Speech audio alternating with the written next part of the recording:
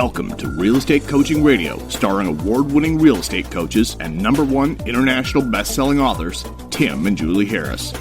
Real Estate Coaching Radio is the nation's #1 daily radio show for realtors who demand authentic, real-time coaching. Get ready for fluff-free, unfiltered, full-strength honesty about what's truly working to get you into action, helping others, and making money now in today's real estate market. Now to our hosts, Tim and Julie Harris. 3, 2, 1, and we're back. Julie, it is the February the 18th, and we have a very fun topic today. We're going to be talking about teams. Now, why are we talking about teams? And I'll tell you why. Because I have read several places and have heard many people say, I even heard Brad Inman say this, matter of fact, Tim and Julie are anti-team. That is not true. Nope. We're here to dispel that today and probably tomorrow. Yeah, well, we do this pretty much same topic about every 6 months because our competitors try to essentially just like to bubble it up. Right. They try to pigeonhole us as a caveman and cavewoman who are just trying to carve out real estate from, caves. Yeah, no, it's just called experience. Exactly. No, we're not anti-team. How can you be anti-team? And the word team is, replaceable with staff, business, scaling, all kinds of different things. But what we are anti, and just to be clear about this, and Julie, if I don't make this point with enough clarity, then please make sure you... I can't imagine that's going to happen, but right. we'll see. We are anti-unprofitable teams. Yes. And so our stance on teams, and when Julie and I sold real estate, we had a team. We had 7 buyer's agents. We had someone went on listing appointments. We did all the things. This was back in the 90s that you guys all think is new nowadays, like somehow somebody 6 months ago thought of these great, brilliant business plans. These ideas have been around forever. And so what we did back when we sold real estate is we learned quickly that running a team means you basically run your net profit down to single digits, and you do it pretty much instantaneously. And we're going to be talking about that on today's podcast, because if you guys want to pursue building a team, if that's really what you think your mission in real estate is going to be, then you better be doing it with eyes open so you can realize that what you're giving up for your, a lot of you rationalize that you're going to form a team for the sake of getting your time back. That's the original reason why the whole team concept was created back in the 90s. It was mostly agents that were in their 40s and 50s and 60s. At Howard Brinton, and back in the 90s is when the team concept was really evolved. Diana Kokoska, who you might know from KW Maps, she was integral in creating the original team model. And then Gary Keller, and he says this, basically took all the ideas that came from the Howard Brinton group, and they and Julie and I were Howard Brinton stars. We were right there in those meetings as well. And Gary then took some of the key people from Howard Brinton's group, and the essentially the overall team model that was created within Howard Brinton. Howard Brinton was in his day probably the most respected real estate influencer, to use a modern term. I think that's definitely probably true for at least the United States. Yeah. So in any event, that's where the Red Book came from. That's where all the KW team models concepts came from. That's where Maps came from. All this stuff came from the Howard Brinton mastermind, so happened back in the 90s. And I don't know if all of you guys know this. And this was before there was paid lead generation. All this stuff, all these business models that you guys are emulating now were essentially predicated on completely different economic times. Commissions were higher, by the way.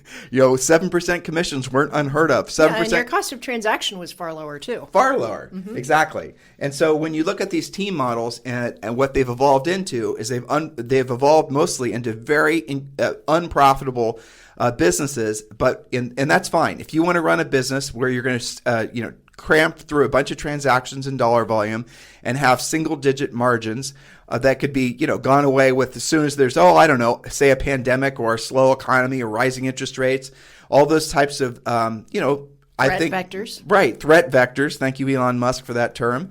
Then proceed with caution. But otherwise, what we want you to do, and the point of this podcast, is to let you know, of course, we believe in building your business. Of course, we believe in adding staff. Call them a team if you'd like. But we want you to do it with profit as your primary motive, because if your profit is not your primary motive, you will have no profit, because you will spend all your profit on all the things that so many of you are spending all of your money on: paid lead generation, building your culture, doing all this other stuff. So as we go through these points today, I want you to at least take these into consideration generation. And if you have a team and it's dysfunctional, it's not making any profit, then maybe this is your opportunity to pivot. If you're thinking about forming a team and you still want to scale up your business after you listen to Julie and I's points, well, that's great. Just maybe take a different direction so that you don't end up at the end of this rainbow realizing that there was no pot of gold. Did I say that succinctly enough? Very, very well said. Thank you. Very accurate, too. Proceed. All right. So we're going to probably do a two-part series. We're first going to talk about why teams actually fail. We don't want to come off too negative here, but we are going to be factual. And then we're going to talk about something more positive, how teams succeed. So here's a fact. No one plans to fail, but many fail to plan. Whether you're on a team or running a team, check yourself on the top reasons that teams actually fail. Okay, another fact. Successful teams lead with lead generation, know that their product is profit, and are made of rowers, not riders. What do you mean by rowers, not riders? That is a whole bunch of Tim and Julie stuff thrown together in one sentence, I Mrs. know. Harris. That's very good. All right, so rowers versus riders. And again, this is a fallacy of many businesses, by the way. If you have, imagine a boat, and if you have a bunch of people in your boat and only maybe 3 or 4, like you have 10 people in your boat, but only 3 or 4 are actually rowing and the rest are riding, then you're going to have essentially a problem. When you're building a sales team, everybody has to actually contribute to the sales, not just basically in support of the sales. That would be the rowing part. That would be the rowing part. And I know some of you are in conflict with that because you're going to say, well, I need transaction coordinators and I need all of that. How can I possibly expect them to be contributing to the actual profit? In other words, they too are going to generate revenue from non-sales activities where we're going to tell you. So make sure you take notes. The bottom line is, if you want to build a sales team that's going to essentially withstand any sort of economic headwinds, shifts in the sand that happen all too frequently nowadays, it seems, you need to make sure everybody who's in your boat is rowing, not just there for the ride. Exactly. So why teams fail? Point number 1, no lead generation, poor lead generation, inconsistent or unpredictable lead generation.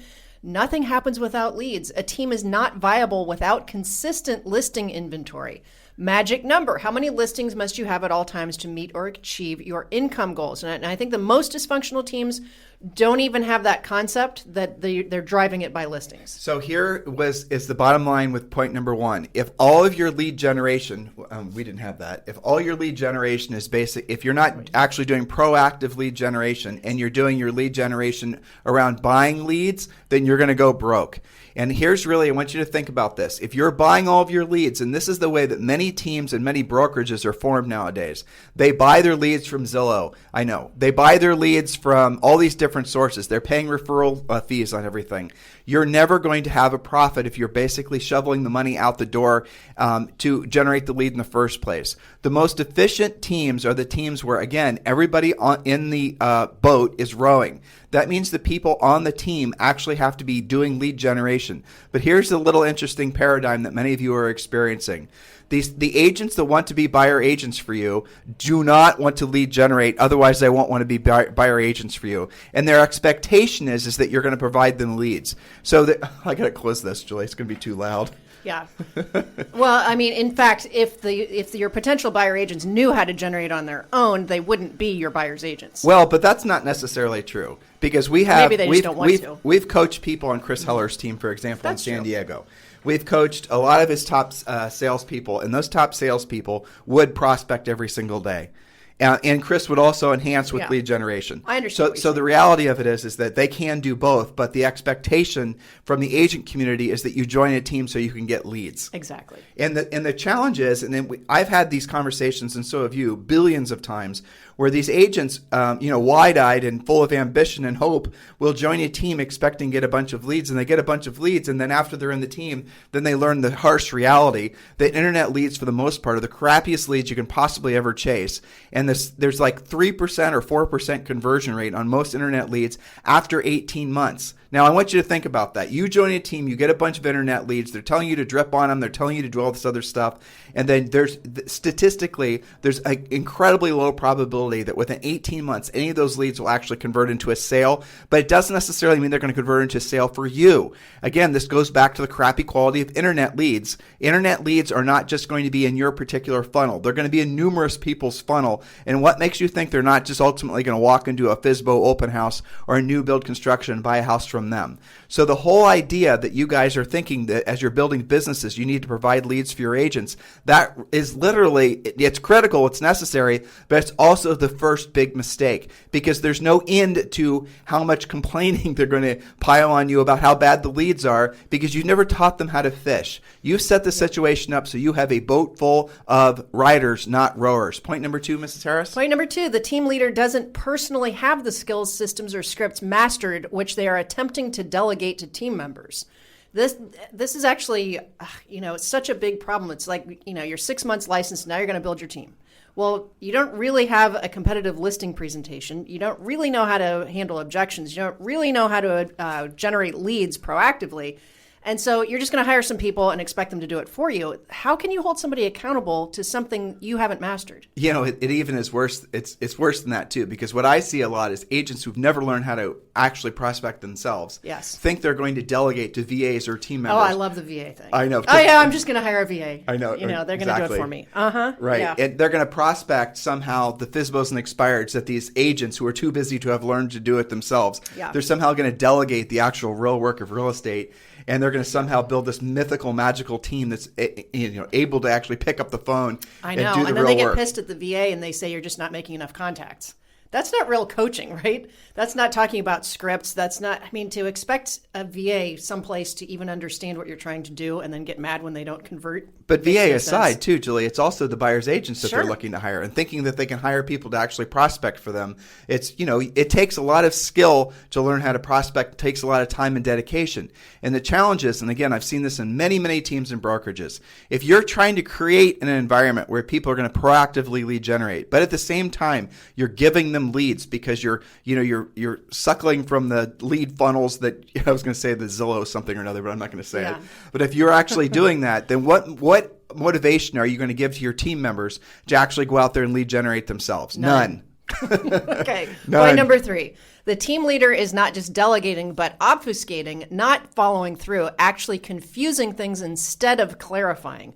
Sometimes I call that seagull management, like the team leader flies over and poops out some tasks and expects everybody to be able to handle it. So what do you mean by obfuscate versus delegate? Because everybody thinks, I'll just delegate it and then I can do some other stuff. Well, it comes down to something that actually Ronald Reagan is credited for saying, but I don't think he actually said it, which is trust. I think actually... trust but verify? Yeah, trust but verify. Actually, I did research on that because I was writing something and I was wanting to make sure I was crediting Ronald Reagan. Now, Ronald Reagan said it, but there's actually several people that said it prior to Ronald Reagan in history, yeah. But trust but verify, that's delegating. Obfuscating is where basically you give the task over and you don't follow through to make sure it's being done. There's no, every single manager, either through systems or directly, has to hold their subordinates accountable. They have to hold their team members accountable. Whatever words you want to use for people that work for you, you have to hold them accountable. You can hold them accountable through dashboards. You can hold them accountable through, a dashboard that has KPIs. You can hold them accountable towards some sort of, maybe it's some kind of shared job, board or something, a Trello board or something, an app, but you ultimately have to let them know that you are monitoring, that they are getting things done. Otherwise, they won't get things done. And as soon as they figure that out, now they're gaming you, right? Because they figure you're not going to follow up, so they're just going to wait that out. And then when you try and hold them accountable, they're going to say your leads suck or your system sucks. It's always going to be your fault. But once they figure that out, you're toast. 1 in maybe 100 people you're going to hire is actually going to be a true... like self-accountable. Really, a self-accountable rock star. It's incredibly rare. But you have to build your systems with the idea that everybody is going to be held accountable for everything. And don't get stuck on things like, oh, you're a micromanager. Any successful anybody in life has to micromanage. Now, where you get confused, again, just to belabor this point, is if you're the one personally that's actually having to go and constantly, micromanage every single aspect of your business, that is asinine, because you're never going to move the needle. You're never going to move the ball down the field into the end zone. And you as a leader, that is your job, running your team or your business. But you can put systems in place that micromanage. And there's nothing wrong with micromanaging. People, even like high performance people, the myth is that high performance people don't want to be held accountable. High performance people want to be held accountable by people that they frankly respect. High performance people want to be held accountable by leaders that they know are going to actually help them move them down the field for their personal, financial, and business goals. So again, the problem ultimately is if you don't know how to do the task at the highest level that you're delegating, you're never going to know how to hold somebody accountable. And there's this really bad habit that real estate's got now where they take, some agent comes in, they're successful, maybe after 12 months or 24 months, they're, given pressure to, okay, now it's time for you to start adding staff. It's time for you to build a team. And then these agents who don't have any prior business experience, who don't necessarily have their heads screwed on straight about the fact that profit is their product, profit is their product. They then just follow blindly down this team building path, all the while not realizing what they're doing is they're actually not getting back any time, but what they're really giving up is they're giving up lots and lots of profit. So they originally got into the business with the vision of basically taking care of themselves and their families financially and, all kinds of other visions of themselves. They get into real estate, they work their butts off, they're successful, they're selling houses, they're making money, they're making a net profit. And the next thing you know, they fall into this spider web of nonprofit business activities that will take them years away from their mission, and then they've lost decades. And I see, and Julie sees that happen all the time with agents who get into the industry, with their own ambitions, their own plans, their own goals. Maybe, they're just in the formulation stages of thinking about what their actual plans and goals are going to be. And then the industry manipulates them through their ego and takes over basically their potentiality. And I don't know how else to say it than that, but that is what happens routinely. It is. It's very confusing, and especially if you don't have a lot of business maturity or background or skill. It doesn't take long to run a business into the ground. So point number 4, I think we covered with number 3. There's very little accountability, if any. Number 5, the team is more focused on culture, education, events, drama, and anything but profit. Profitability isn't discussed as a regular part of business planning. Okay, so let's drill down on that. Julie and I will get so we have a whole bunch of coaches and we have a relatively large coaching organization. We attract agents that are new agents, middle agents, top producing agents, teams, the whole thing.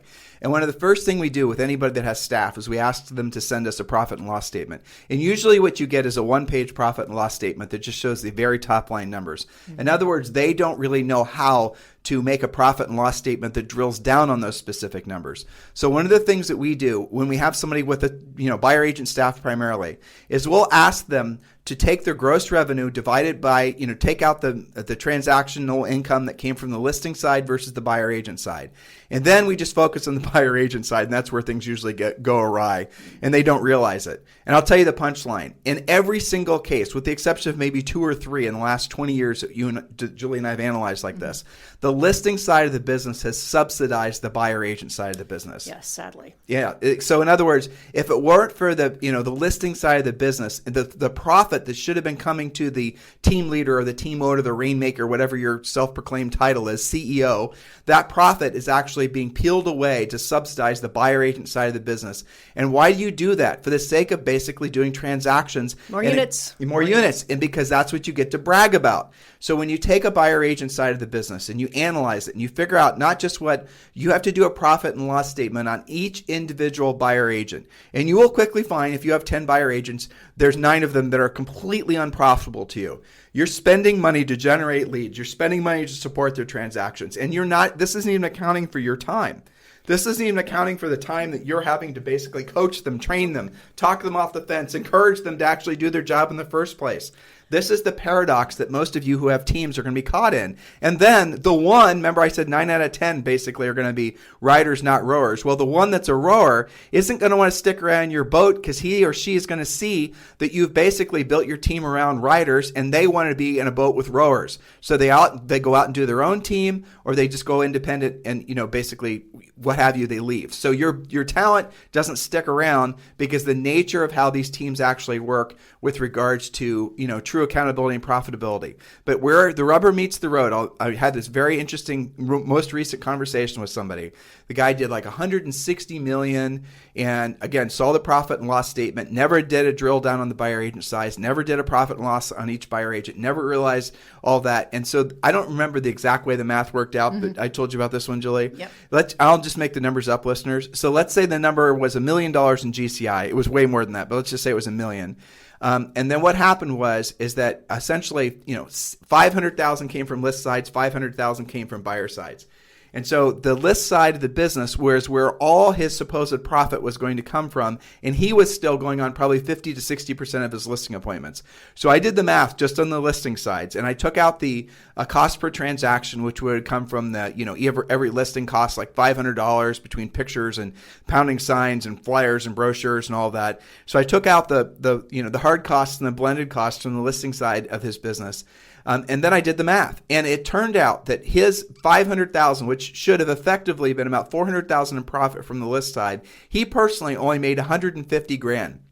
So his entire business, making $1 million in commission, he was only making $150,000, and that means that he was subsidizing from his primarily his listing efforts to the sum of $300,000+ just to keep the business afloat, and most of the expense was keeping the buyer side business afloat. And I showed him that if he were to get rid of now this isn't what we ended up doing with him, but I'm just telling you, if he were to completely get rid of the buyer side of the business, like completely make all these buyer agents independent, and he's going to start giving them buyer referrals at a 25 or 35% referral fee. That's it. He gets a buyer lead. He's going to stop buying the buyer leads. If he gets buyer leads in from his signs or just natural organic lead generation off of his listings, he was just going to refer those out to agents at 25 or 35%.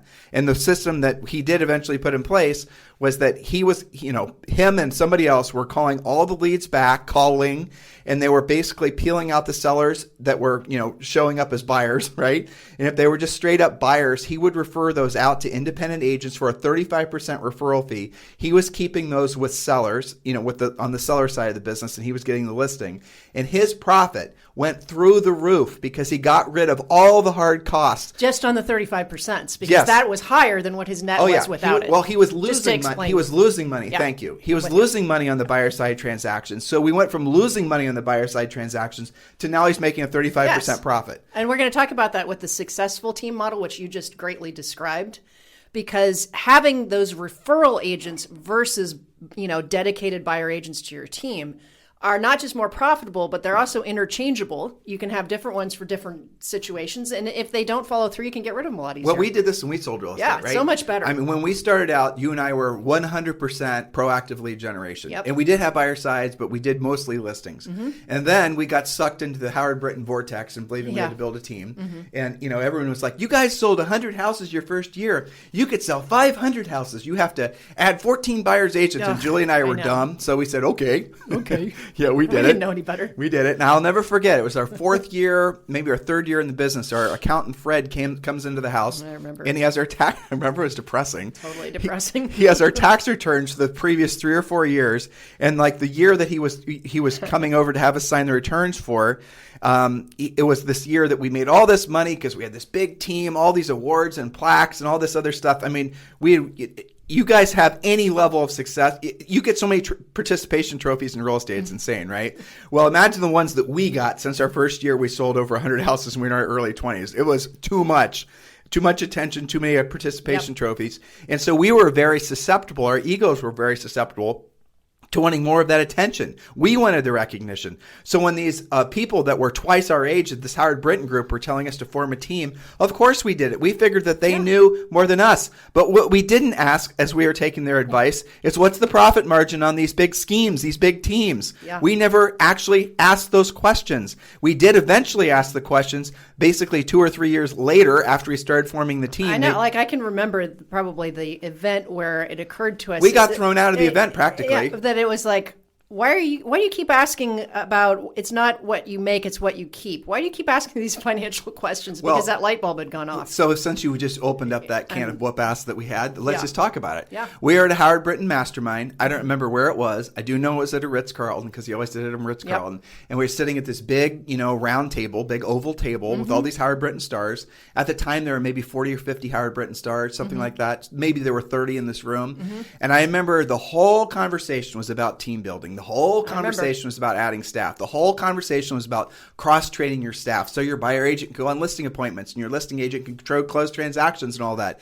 And I remember you and I sitting back and asking the stars that were around us, Why the hell would you do any of that? Because A, no one's going to have a clear mission as to what your responsibility is. Yeah. But B, you're just training you're training your competition. Doesn't make any sense. It just is asinine. Nobody wanted to talk about that, though. And Howard was the most jovial, sweetheart, nicest man. Like, you see Howard, it could be 10 miles away. You're going to want to run up to him and hug him, okay? So I raised my hand after some goading of some of the stars around me. And I raised the hand and I said, Howard, what about these simple business facts that if you basically are cross-training, you're just going to create your staff competition and you're going to do and he got so pissed at me. I've never seen him get mad at anyone before. He told us we are against Howard Britton culture and this is not how he trains. And well, Howard was selling training courses and programs that were predicated based on what? Agents wanting to build teams, wanting to cross-train, and he would sell their staff into these university classes that he would call, I think he called them universities, that were $5,000. So he had gotten that whole room of people and, all the Howard stars that came after that to pay him $5,000 to train, $5,000 to train your agent to be a listing agent, $5,000 to train your agents to be buyer's agents. And I'm not saying the training was bad. It wasn't. It was great. Howard was a very ethical man, and all good training. Sure. Yeah, it was great. But the point of it was not predicated on the idea of making a profit. And this was the fallacy of these team models. And Julie shortly thereafter stopped going to the Howard Britton events because we realized that the mission, and this was back in the 90s, the mission that was set in place for these teams was not in alignment with what our goal was. Our personal goal was to be rich. Rich was where your money worked for you and you no longer worked for your money.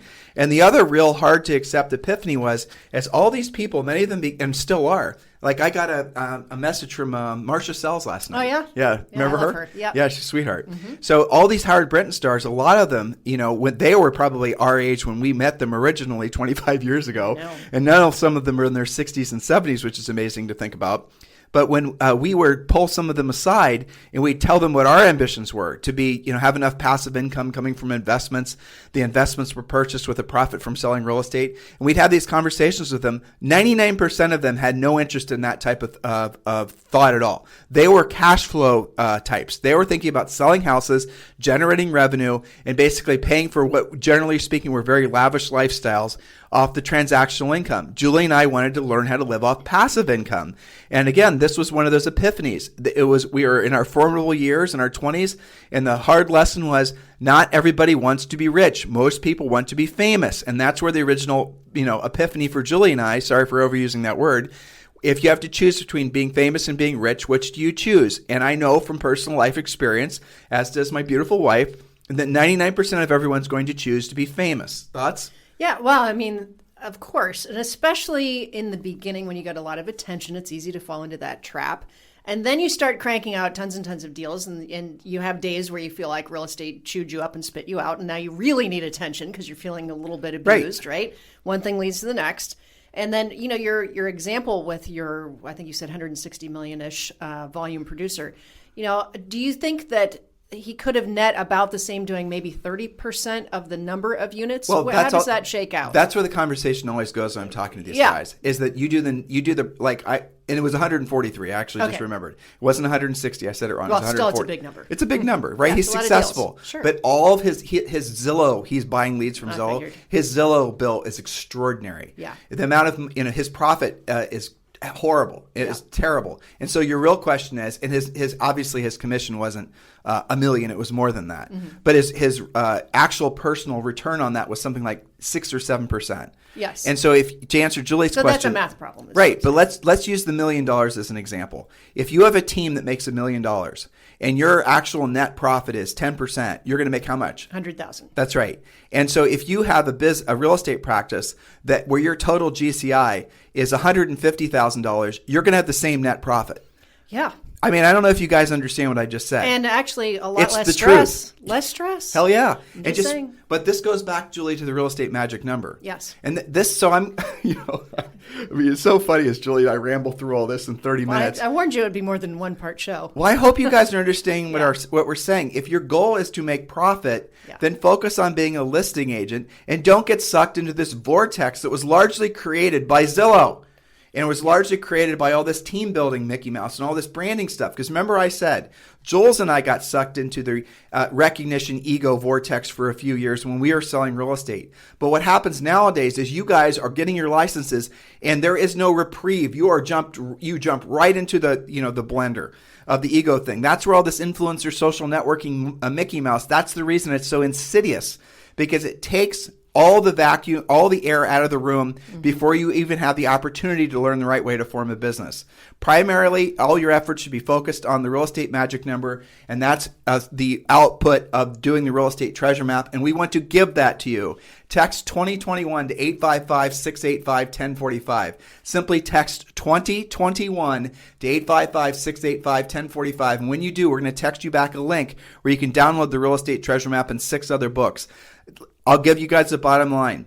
Your whole entire life is predicated on one number, and that one number is the number of listings that you need at all times to meet or exceed your financial goals. Do the treasure map, read our book, Harris Rules. You will have an unbelievable amount of clarity in your real estate, your business, and then you're going to find that most of the other stresses that come from the lack of clarity in your business, aka the lack of cash flow in your business, your personal life turmoil that comes from lack of cash flow, all of that will magically almost go away when you have the clarity of thought and purpose on focusing on your magic number. Absolutely. So get to work, get it.